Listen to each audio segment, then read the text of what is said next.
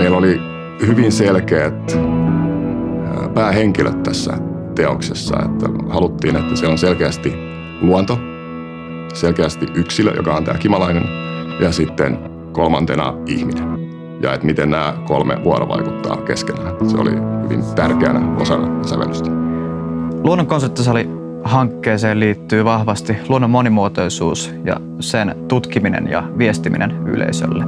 Ensin Max ja Ringa on säveltänyt tämän kappaleen, ja sitten me ollaan kokoonnuttu saman pöydän ääreen työryhmänä miettimään sitä, että välittääkö tämä sen viestin, mikä me halutaan kokijoille tai yleisölle ylipäätään kertoa. Oli oikeastaan tosi kiva säveltää ihan niin kuin jonkun toisen miettimään käsikirjoitukseen. Normaalisti kun tekee omia biisejä, niin se on aika sellaista, että on jotkut sanat jossain ja sitten niitä vähän tapailee johonkin melodian pätkään, mutta tässä oli ihan selkeät semmoiset speksit, että siitä tulee sellainen teos, kun on tilattu, mutta myös hyvää musiikkia ja hyvää taidetta, niin se oli oikeastaan tosi motivoivaa. Mä oon tosi utelias, niin kuin todella utelias kuulemaan, miten ihmiset kokee tämän teoksen. Tätä on rakennettu studiossa ja nyt tää tuodaan ulkoilmaan. Rakennettu niin kuin tietyn semmoisen tieteellisen tiedon pohjalta, niin kuin usein myöskin semmoisessa työryhmän hermeettisessä omassa kapselissansa. Ja onko meidän metaforat niin kuin tulkittavissa vielä? Sävellyksellisesti totta kai haluttiin, koska Suomessa on tosi vahvat vuodenajat, niin haluttiin tuoda sitä esille, että jokaisella osalla olisi ihan selkeästi oma soundi.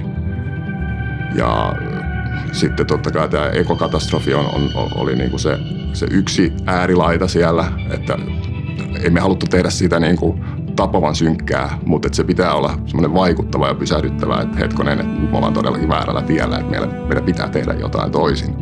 Miten me nähdään maailmaa, voidaan muuttaa meidän omaa maailman näkemystä ja maailman katsomusta kimalaisten kautta. Me opitaan ymmärtämään, että miten älykkäitä vaikka kimalaiset hyönteiset on, niin sehän muuttaa jo pelkästään meidän katsomusta tähän maailmaan, koska kimalaisia ja muita hyönteistä on pidetty hyvin tämmöisenä yksinkertaisena ja jopa käyttäytymisrobotteina.